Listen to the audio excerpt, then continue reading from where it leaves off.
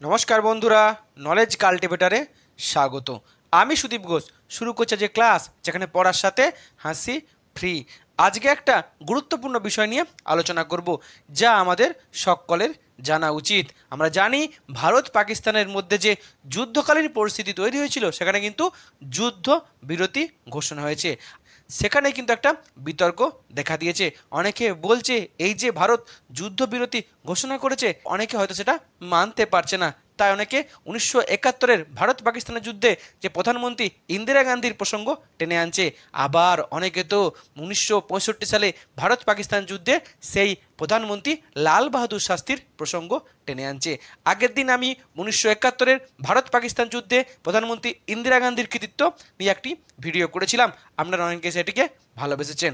আজকে আমরা দেখে নেব 1965-তে ভারত পাকিস্তান যুদ্ধে প্রধানমন্ত্রী লাল বাহাদুর শাস্ত্রীর কৃতিত্ব। সেই নিয়ে আজকের আমাদের ভিডিওর টপিক ইন্দো পাক war in 1965 and Lal Bahadur Shastri. আজকের ভিডিও থাকছে এই নিয়ে কী খবর আছে, 1965-র ভারত পাকিস্তান যুদ্ধের কি ব্যাকগ্রাউন্ড ছিল, আর 1965-র ভারত পাকিস্তান যুদ্ধে কীভাবে ভারত জয়লাভ করেছিল, আর যুদ্ধ শেষে যে চুক্তি হয়েছিল সেই বিতর্কিত চুক্তি নিয়ে, আর কি কারণে প্রধানমন্ত্রী লাল বাহাদুর শাস্ত্রীর রহস্যজনক মৃত্যু হলো তাও কিন্তু দেখে নেব। ভিডিও শুরু করার আগে এটি একটি শিক্ষামূলক ভিডিও। এই ভিডিওর কোনো অংশে হিংসা ও রাজনৈতিক এবং সাম্প্রদায়িক বিদ্বেষ অন্তর্ভুক্ত নেই। তবু ভিডিওর কোনো অংশ বিতর্কিত মনে হলে সেটি অনিচ্ছাকৃত এবং তার জন্য ক্ষমাপ্রার্থী। ভিডিওটি এখন পুরোপুরি দেখুন।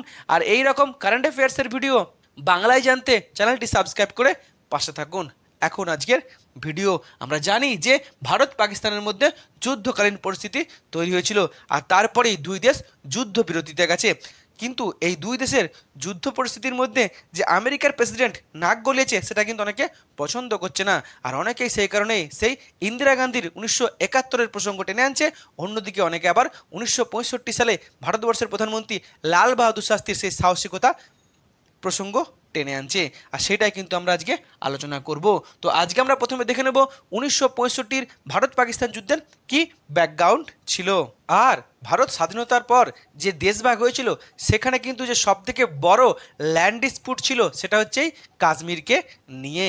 আর সেই নিয়েই কাশ্মীরকে দখল করবে বা কাশ্মীর কার আন্ডারে যাবে, ভারতের না পাকিস্তানের, সেই নিয়ে কিন্তু ভারত পাকিস্তানের মধ্যে একটা বিরাট বড় যুদ্ধ হয়েছিল, যেটা হচ্ছে 1948 সালে।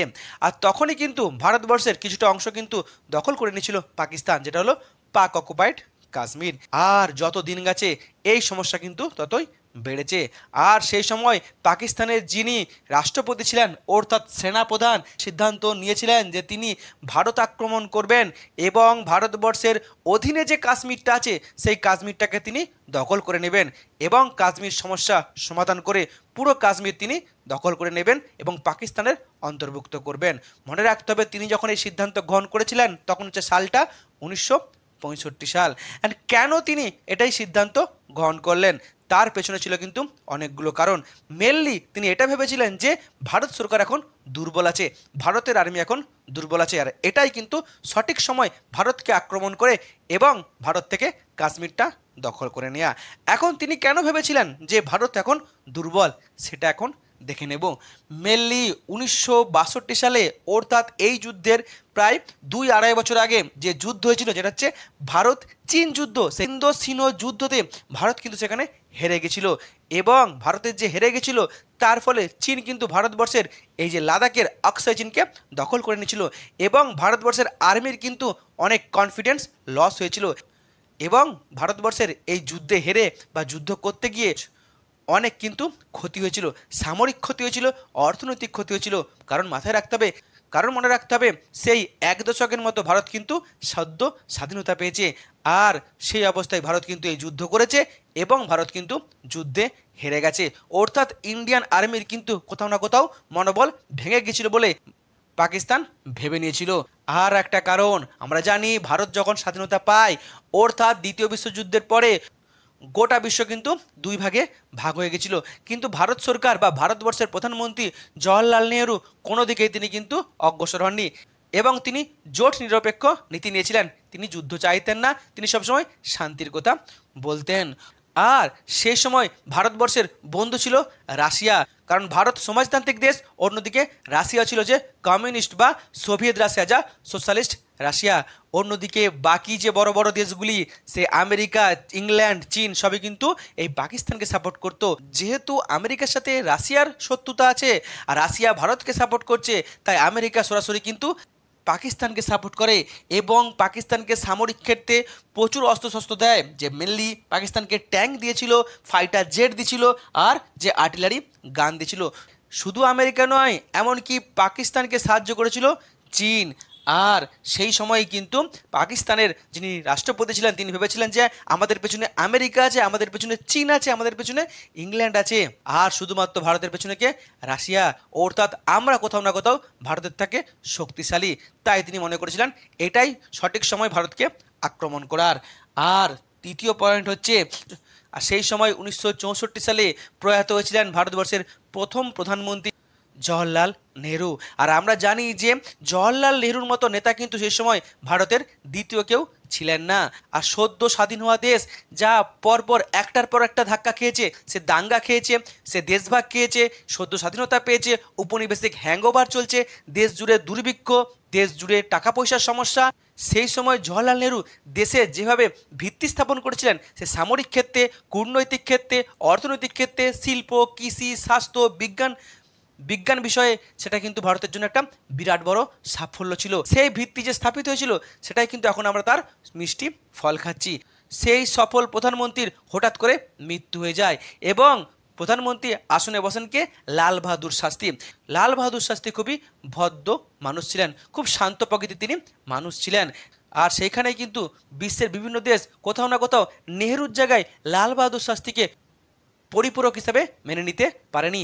এমনকি ভারতবর্ষের মধ্যেও কিন্তু একাধিক সমস্যা ছিল যে নেহরুর পরবর্তী উত্তরসূরি কী হবে, সেই নিয়েও কিন্তু দ্বন্দ্ব ছিল। সরকারের নিজেদের মধ্যে কিন্তু পলিটিক্যাল ক্রাইসিস ছিল, এমনকি বিরোধীরাও কিন্তু সরকারের বিরুদ্ধে চাপ সৃষ্টি করেছিল।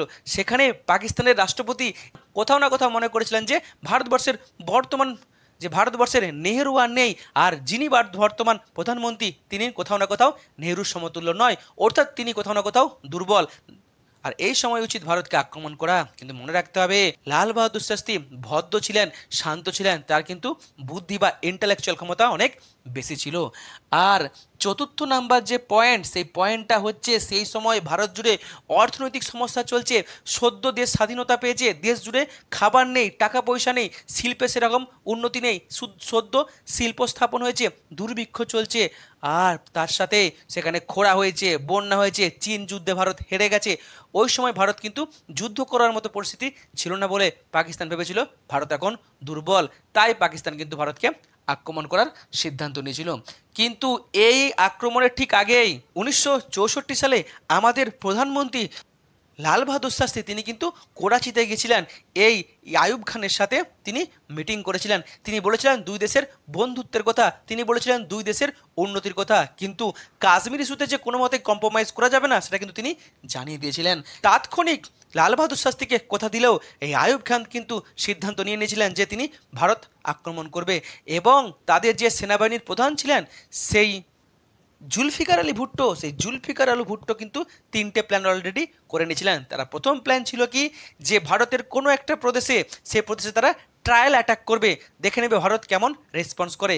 তারপর পাকিস্তানের কাশ্মীরে যে সমস্ত মানুষ আছে, সেই সমস্ত মানুষকে ছদ্মবেশে ভারতের কাশ্মীরে ঢুকিয়ে দেবে, যারা যেন ভারতের কাশ্মীরের ভিতরে ঢুকে কাশ্মীর সরকার, ভারত সরকার, ভারতের আর্মির বিরুদ্ধে আন্দোলন শুরু করে বা বিদ্রোহ শুরু করে। আর এই ব্লু প্রিন্টের 3 নম্বর পয়েন্টে ছিল যে তারা সরাসরি আমাদের অমৃতসর দখল করবে, ধর্মীয় প্রতিষ্ঠানে তারা আক্রমণ করবে, তাহলে ভারতকে একটা বড় শিক্ষা দিয়ে যাবে।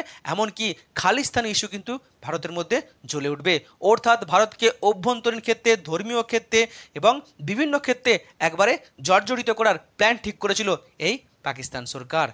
আর তার ফলে কিন্তু যুদ্ধ হয়েছিল 1965 ভারত পাকিস্তান যুদ্ধ।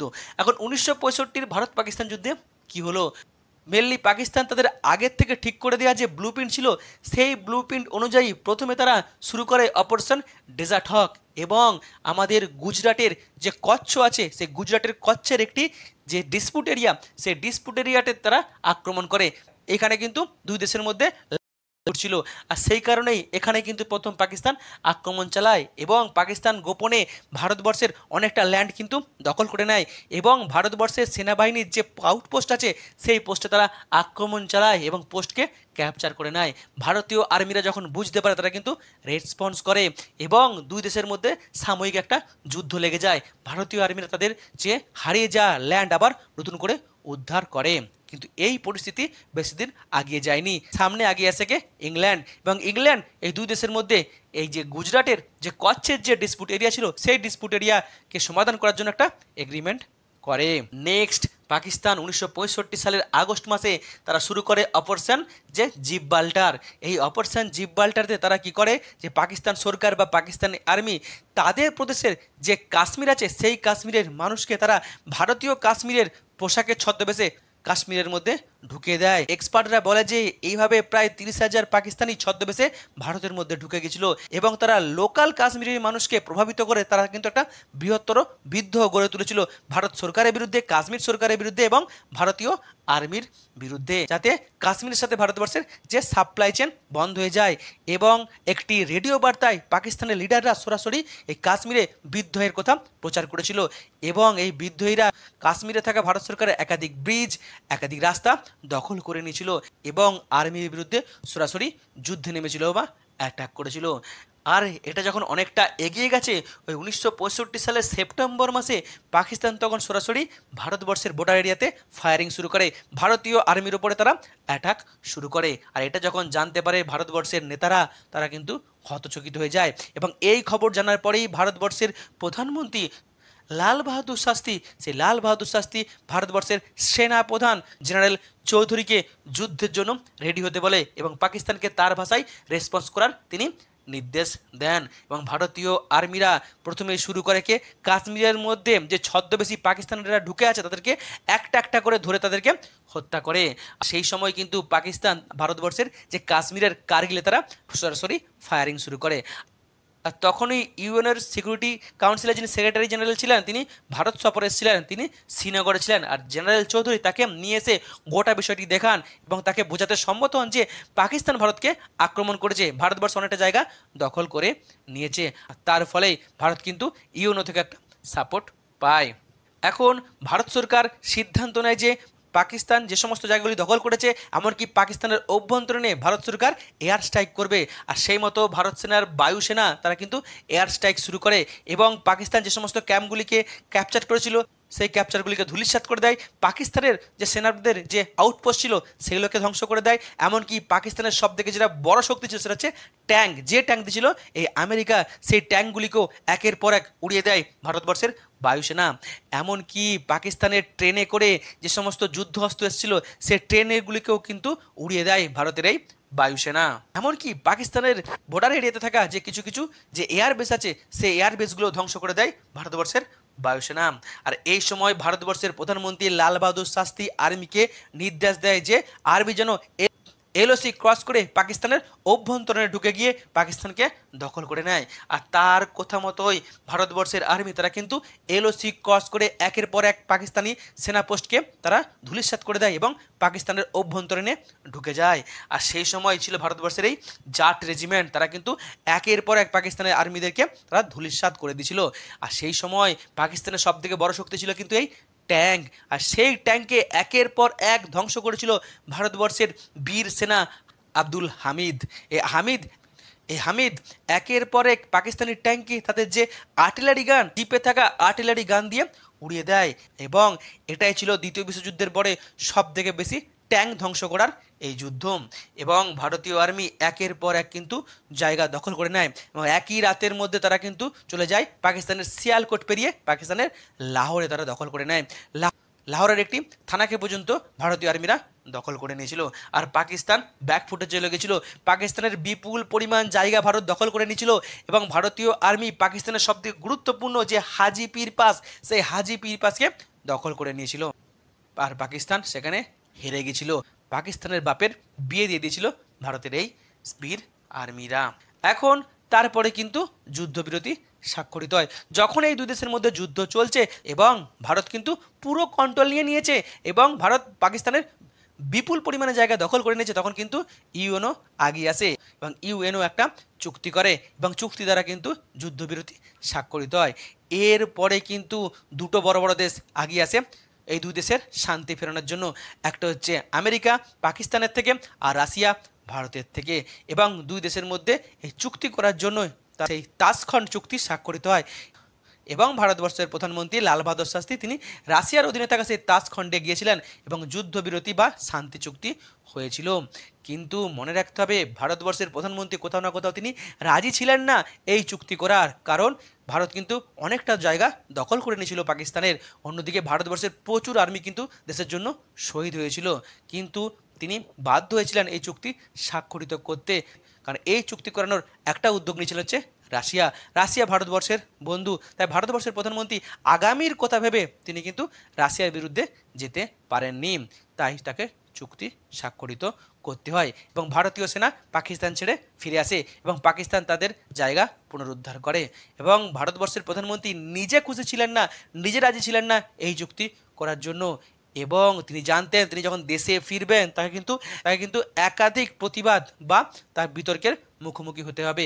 এমনকি তার দেশের মানুষ যেমন তাকে ভালোভাবে মেনে নেবে না, এমনকি তার নিজের পার্টিও তাকে বিরুদ্ধে বিতর্ক করবে, এমনকি বিরোধীরা তার উপরে চাপ সৃষ্টি করবে। আর সেই কারণেই হয়তো যেদিন চুক্তি স্বাক্ষরিত হয় সেই দিন রাতেই হোটেলে তার মৃত্যু ঘটে রহস্যজনকভাবে। তিনি আগের থেকে কিন্তু হৃদরোগের রোগী ছিলেন, তার দুবার কিন্তু হার্ট অ্যাটাক হয়েছিল, কিন্তু এই যুদ্ধকালীন পরিস্থিতিতে যে টান টান উত্তেজনা, তারপরে কোথাও না কোথাও ইচ্ছা না থাকা সত্ত্বেও এই যে চুক্তিতে স্বাক্ষরিত করা, কিংবা দেশে ফিরলে তাকে কত বিতর্কের মুখোমুখি হতে হবে, এই একাধিক উত্তেজনা একাধিক টেনশনের কারণে হয়তো তার হৃদরোগে মৃত্যু ঘটে। কিন্তু অনেকেই মনে করেন তার মৃত্যু কিন্তু রহস্যজনক মৃত্যু এবং সেই মৃত্যুর আসল যে রহস্য তা কিন্তু আজও উদ্ঘাটিত হয়নি। যিনি ভারতবর্ষের অন্যতম শান্ত শিষ্ট ভদ্র এবং গরিব প্রধানমন্ত্রী, যিনি আমাদের মনে আজও স্মরণীয় হয়ে আছেন। এই হলো আজকের ভিডিও। এখন এই ভিডিও নিয়ে কোনো মতামত থাকলে অবশ্যই আপনি জানাবেন। ভিডিওটি এখানে শেষ হলো। ভিডিও যদি ভালো লাগে অবশ্যই লাইক কমেন্ট শেয়ার এবং চ্যানেলটি সাবস্ক্রাইব করতে ভুলবেন না। আবার দেখা হবে নতুন একটি ভিডিওতে, তখন পড়তে থাকো, হাসতে থাকো।